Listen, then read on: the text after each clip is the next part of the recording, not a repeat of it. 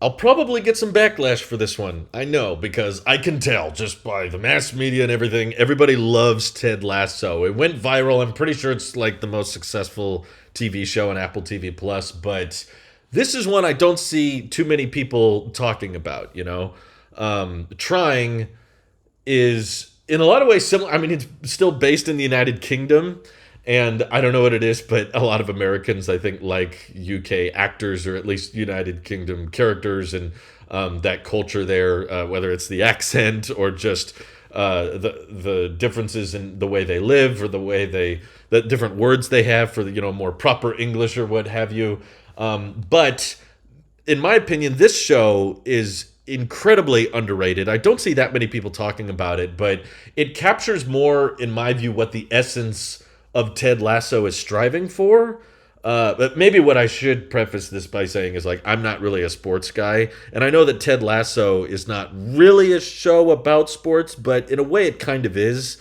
It kind of obsesses over that sports culture of working together as a team and believing even when the odds are stacked up against you and persevering. And I like those morals. I like the spirit of Ted Lasso, but the execution, it's all painted, in coaching, management, sponsors, and players, and brand deals, and I just think that this plot line of Trying is a so much more down to earth, relatable subject that, in my opinion, is a bit more universal. In case you're not aware, it's essentially this couple that is not particularly rich. Not particularly, even. I don't mean to be rude, but like there's nothing that special about them. But that's kind of why you love them, is because they're a little quirky, and they're incredibly well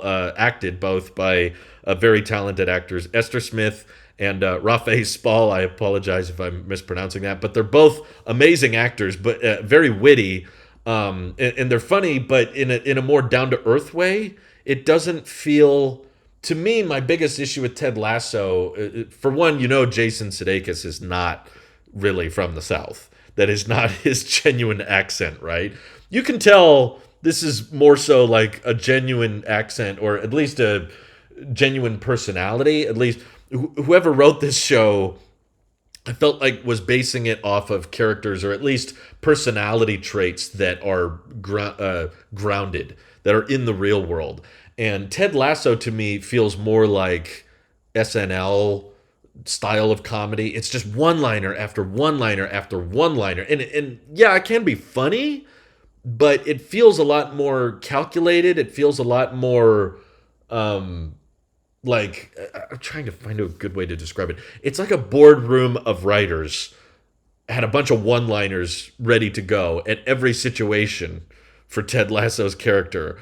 And at any moment, they were like, let's try that one-liner, let's try that one-liner. Whereas this show doesn't feel that way. It feels like real setups, real life scenarios. And it's not a bunch of rich people. In Ted Lasso, everyone is just kind of making gobs of money because, hey, we're a major sporting team, and they're not worried about that kind of thing. They're just worried about, can we win? And if you're not really super into sports like I am, you can't relate to that. Of like, who cares if they win? Like, I thought the owner of the team, her whole motivation over on Ted Lasso is just to get back at her ex, she's her ex is a jerk, but that kind of defeats a lot of the motivation for, like, well, why should this team try hard? Well, I guess because it's just fun to win, but they're already kind of filthy rich. They're all, I guess, to try to find happiness and joy and fulfillment with working together, and I guess, but I guess you don't, like, in my opinion, after watching multiple seasons of Ted Lasso now, like, you don't feel for the characters, at least, or you don't get attached to them as much because they don't feel as real. And I know a lot of you are going to disagree with me on that, but that's just the way I felt watching it. Trying, these characters feel real. The plot is them trying to start a family, essentially. And the first season is a lot of them realizing, okay, this is a lot harder than we thought. The expense is hard, or biologically, it's not as easy as we had hoped. And then moving into the concept of adoption and how tricky that is. And, They are just very passionate in their hearts to become a mother and a father, which is, that's a real deep rooted like spiritual longing that they're struggling with because they're not rich, they're not well off. And the reason I think that resonated so much with me is because I just feel like that's such a common scenario of like the concept of having kids and everything. That's a big internal moral ethical debate a lot of us have all the time. Do you want to add kids to this world? And this couple definitely does, but it's more so than just we want to see what the two of our faces would look like on a baby. It's more than that. It's like the longing to teach values and morals onto the next generation, which is why they're so on board and comfortable with the idea of adoption. But I've watched all 3 seasons of Trying, and I've heard it's renewed for a fourth. And I'm very curious how they're going to continue with it personally, because honestly, I felt like the third season tied it up pretty well without giving too much away. I still think you should watch it, regardless of what I might unintentionally spoil for you today. It's a wonderful show that has, in my opinion, more logical or down to earth B plots and C plots. Like all TV shows, you can't just focus on two characters. You have to kind of go around through these other people in their personal lives and understand what they're going through. But they feel real. And I feel like a lot of that same spirit and ethos that Ted Lasso carries about, like, when times get tough, you still believe, you still persevere, and you try to stay positive. There's a lot of those same messages here, but they're not like as out there as like winning a big sporting event because we want a trophy, or because we want to make our unreasonable parents proud that, hey, we won a game in a major league football competition. This is more like, no, we want to grow our family. We want our hypothetical children to feel safe, to feel comfortable, and we want to be parents. And I just found that so much more noble. It didn't feel like a bunch of one-liners being spun off by a writing team. I'm sure there was a writing team, but they do a good job disguising themselves. I think that's what really separates a good writer from a bad one, is one that you kind of forget that they're there. You don't really feel like this is scripted. This just feels like real characters that you get invested in. That's why I love The Office so much, is because you resonate with those characters. They feel like people like that. You may not know someone exactly that fits the textbook definition of Jason and Nikki. Those are the main characters here on the poster.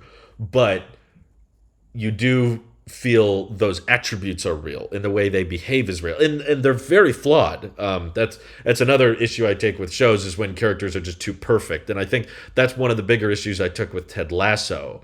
They got into it more in the second season of some flaws he has, but it's still, even with Ted's flaws, they felt somewhat two-dimensional to me. Like, this guy's just overly optimistic, always happy, always, supportive, always just uplifting everybody, at least in the first season.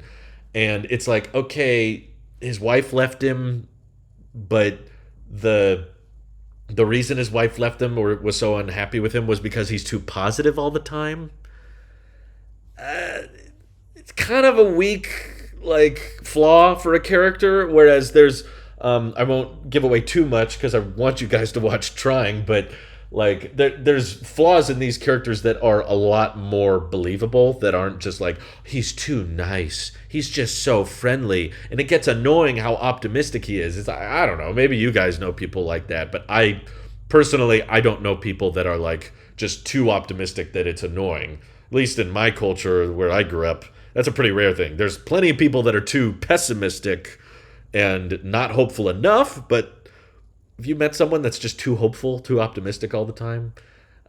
Not really. Whereas these characters kind of slip into, clearly, not on a debate, they on occasion will do bad things that are disloyal to each other, or rude to each other, rude to each other's families, or dishonest. And their brothers and sisters on the show are also very flawed as well. But it finds a way of causing a very stressful situation that really doesn't sit right with you. Like, oh god, what's gonna happen? What's gonna how is this gonna unfold? But unlike a Breaking Bad or a Better Call Saul, where just situations go from worse to worse to worse and worse, this has a very uplifting spirit to it, where even when times get tough, typically even within the same episode, they find a way to make it all work out in the end. And all I'll say, which is kind of a giveaway, is that the ending of season 3 was just so satisfying and so gratifying. Like, when you get attached to characters that go through stressful situations, that go through hard times, but then things work out for them in the end. Oh, it's very uplifting, and I'm still interested in season 4, but I don't really think it was necessary to continue. But maybe just the actors and the showrunners and the character, the people running the show are just excited to see it continue. I guess that's fine. So, like, let's see where else this can go. I'm sure there's more dilemmas they could come up with, but personally, I'm far more interested in more episodes of Trying than I am Ted Lasso, just because I think the show is just inherently much better written.